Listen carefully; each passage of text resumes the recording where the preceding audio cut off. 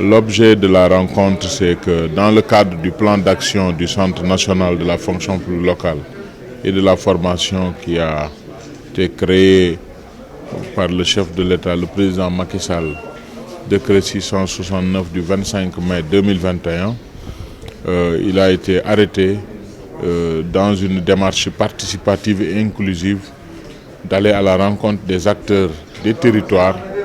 pour une implémentation des procédures de mise en œuvre de la fonction publique locale d'une part, et d'autre part pour la prise en charge affinée des acteurs, des préoccupations des acteurs sur l'esquisse de feuille de route qui devrait être validée au courant du mois de décembre pour l'année 2023.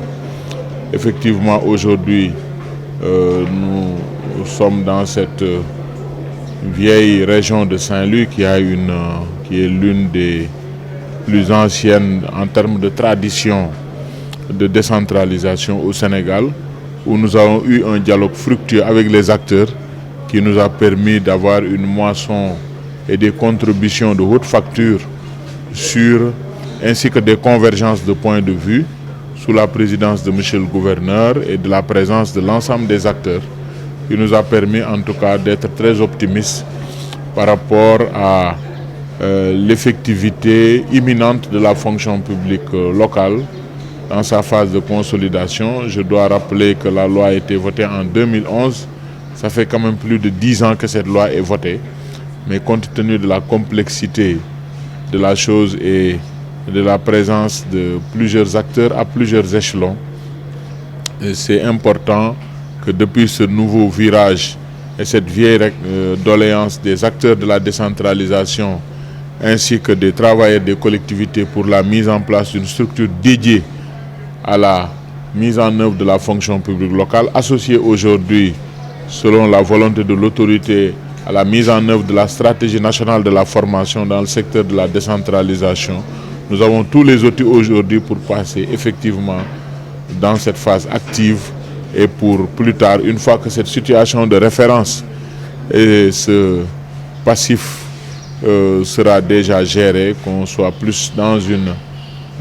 démarche prospective et qu'on fasse plus de la GPEC pour affiner et arriver enfin à une démarche véritable de professionnalisation de la fonction publique locale, mais également d'aménagement d'espace, de marge de manœuvre de l'élu qui lui permettront en tout cas de pouvoir appliquer la vision pour laquelle cet élu a été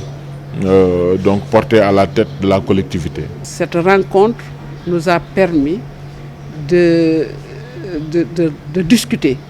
d'une manière objective les tenants et les aboutissants de ce centre national qui a été une recommandation forte des collectivités et des agents pour qu'on puisse aller vers une fonction publique locale opérationnelle. La discussion qui sont sorties ici nous permettront de réactualiser ce que nous étions en train de faire, parce que les collectivités ont accompagné, ont formé les agents pour qu'ils puissent adhérer à pour qu'ils puissent être enrôlés à la fonction publique locale. Aujourd'hui, ça va devenir opérationnel puisqu'il y a ce centre. Mais également, ça va permettre à d'autres agents qui étaient réfractaires de venir vraiment être enrôlés au niveau de cette fonction publique locale. Et ça sera